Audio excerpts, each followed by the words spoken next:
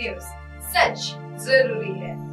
दर्शकों नमस्कार, मैं हूं निशांत भाई। आप देख रहे हैं एमएनएस न्यूज। आज का जो विषय लेके आया हूं, डिस्ट्रिक्ट कोऑपरेटिव बैंक भंडारा। जी हां, बिल्कुल आपने सुना है, डिस्ट्रिक्ट कोऑपरेटिव बैंक भंडारा, जिसका अभी 13 अगस्त को अध्यक्ष का चुनाव होने वाला है। और अध्यक्ष का चुनाव जो होने वाला है उसमें ये जो अभी आप देख रहे हैं, ये सुनील फुंडे है। ये सुनील फुंडे पिछले बार चुनाव लड़कर फिर चुनाव नहीं हुए तो इन्होंने लगभग और 5-6 यानी दूसरा भी टर्म इन्होंने इसका अध्यक्ष पद लिया हुआ है। यानी चुनाव लड़ा था ये एक बार और उसके बाद 12 साल उस जगह विराजित रहे। और इन 12 सालों में इतनी बड़ी भ्रष्टाचार में इबारत लिखी हुई है कि अगर इबारत को ये किया जाए, अगर इसकी इबारतें पढ़ी जाए तो शायद एक बहुत बड़ी 1000 पन्नों की इसकी इबारतें होगी। अब ये जो सुनील फुंडे है, ये प्रफुल्ल भाई पटेल का राइट हैंड कहा जाता है, ऐसा हमें जानकारी दी गई है भंडारा के लोगों ने। और प्रफुल्ल पटेल इसके जब चुनाव चल रहे थे, डिस्ट्रिक्ट कोऑपरेटिव बैंक के जब चुनाव चल रहे थे, तब एक रैली में भी प्रफुल्ल पटेल और बड़े बड़े नेता उस मंच पर भी मौजूद थे, क्योंकि भारतीय जनता पार्टी और राष्ट्रवादी कांग्रेस और शिंदे गठ की सेना मिलकर चुनाव लड़ी हुई है, जिसके चलते एक भ्रष्टाचार के लिप्त व्यक्ति को अब अध्यक्ष बनाने की तैयारियां है। क्योंकि इनकी जो संख्या है, इनकी संख्या कांग्रेस के मुकाबले में ज़्यादा हो गई है, क्योंकि पिछली बार इनकी जो संख्या थी वो लगभग 13 लोग थे। लगभग इनके 15 लोगों के जब हुए थे, जब चुनाव की मतगणना हुई थी, उस दौरान इनकी 11 सीटें आई हुई थी और लगभग 4 सीटें कांग्रेस की आई थी। लेकिन जब 6 इस पर कोर्ट का जजमेंट आने के बाद जब उनकी वोट काउंटिंग हुई, तब इन्हें पूरे ही वोट मिले हैं और इनकी संख्या जो है वो बड़े पैमाने पर 21 डायरेक्टरों की बॉडी में से अध्यक्ष बनाया जाएगा। और भंडारा डिस्ट्रिक्ट कोऑपरेटिव बैंक में भ्रष्टाचार की नई इबारतें लिखने के लिए बहुत ही उत्सुक तौर पर सुनील फुंडे आमदा है। कल ही मेरी उनसे फोन पर बात हुई तो उन्होंने मुझे कहा कि दूध संघ का जो चुनाव मैंने लड़ा है उसमें मुझे 50 लाख रुपए खर्च आया हुआ है। तो दर्शकों आपको बता दूं कि 50 लाख रुपए का अगर जो कोई व्यक्ति चुनाव में खर्चा करता है, अपनी सीट लाने के लिए करता है, इसके विपरीत में खड़े थे प्रशांत पडोले, जो कि सांसद है गोंदिया भंडारा लोकसभा के, और उनको इन्होंने लगभग 44 मतों से इन्होंने हराया हुआ है।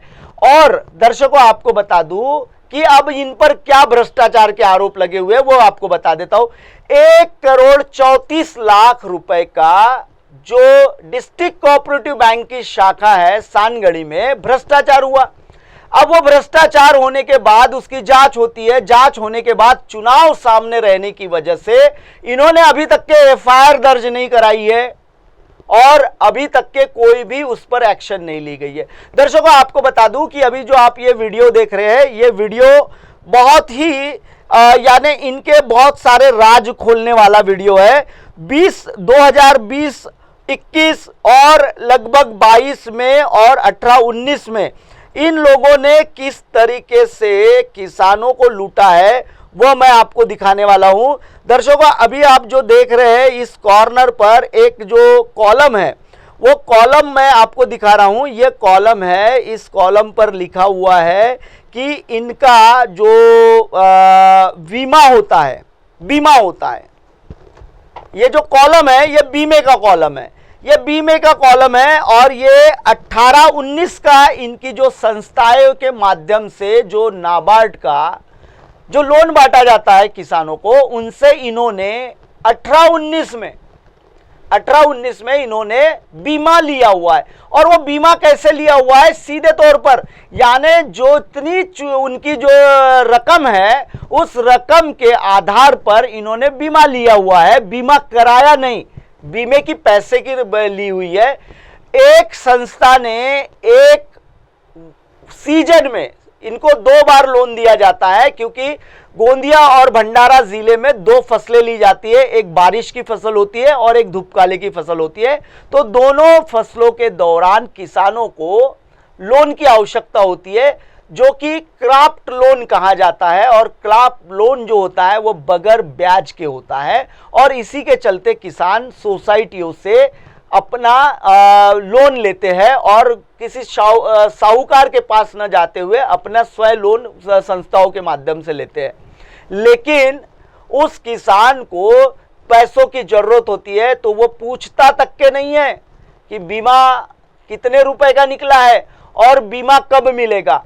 18-19 में लगभग भंडारा जिले में बहुत बड़े पैमाने पर बारिश हुई थी, जिसके वजह से तमाम इलाके की फसलें बर्बाद हुई थी। और दर्शकों, आपको बता दूं कि इस दौरान जितनी भी फसलों का बीमा किया गया था, किसी को भी बीमा राशि नहीं दी गई थी। पिछली बार जब हमने इस सवाल को जब हमने उठाया था, इस मुद्दे को हमने उठाया था, उस समय सरकार सत्ते में आई हुई थी और सारी बैंकों ने बीमा 1 रुपए में कराने का फैसला लिया हुआ था।